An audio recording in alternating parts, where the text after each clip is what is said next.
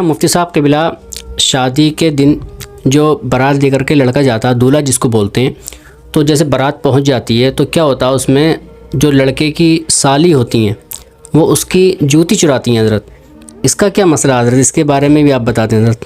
ہاشم بھائی کیا کریں، حالات اور ماحول کی وجہ سے ہمارے مسلمانوں میں کچھ رسمیں ایسی پیدا ہوئی جو ہماری تھی نہیں کبھی، جی، اور ہمارے اسلام نے جس کا کبھی تصور ہی نہیں دیا، کبھی اس طرح کی کوئی بات ہی نہیں ہے۔ اللہ رحم فرمائے ہماری بہن بیٹیوں پر۔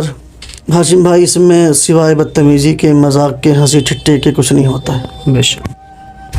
اور رہا وہ پیسہ کہ جو لڑکے کی طرف سے ملتا ہے، اگر وہ پیسہ خوشی سے ملتا ہے، اپنی لڑکا اپنی مرضی سے بغیر کسی دباؤ کے دیتا ہے، تب تو خیر وہ پیسہ لینا جائز ہے۔ لیکن آج کل حالات کیا ہیں کہ صاحب اس پر ضد کی جاتی ہے کہ نہیں مجھے تو 10,000 چاہیے، مجھے تو 15,000 چاہیے، نہیں تو ناراضگی حد تک، تو پھر لڑکا مجبور ہو جاتا ہے۔ تو اگر مجبوری کی حد تک اس کو پریشان کیا جائے تو پھر یہ پیسہ لینا حرام ہے۔ اللہ۔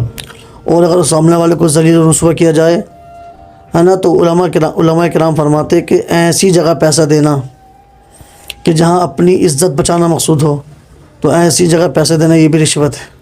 اچھا، تو اس لیے اس اعتبار سے بھی حرام ہوگا۔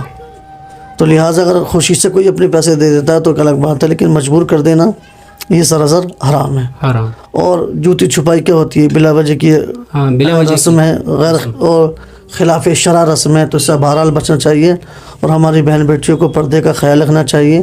وہ اسلام کی مقدس شہزادی ہیں، ان کی کوکھ سے علماء کرام پیدا ہوئے ہیں، ہوتے رہیں گے انشاءاللہ الرحمن، اولیاء کرام پیدا ہوتے رہیں گے انشاءاللہ الرحمن۔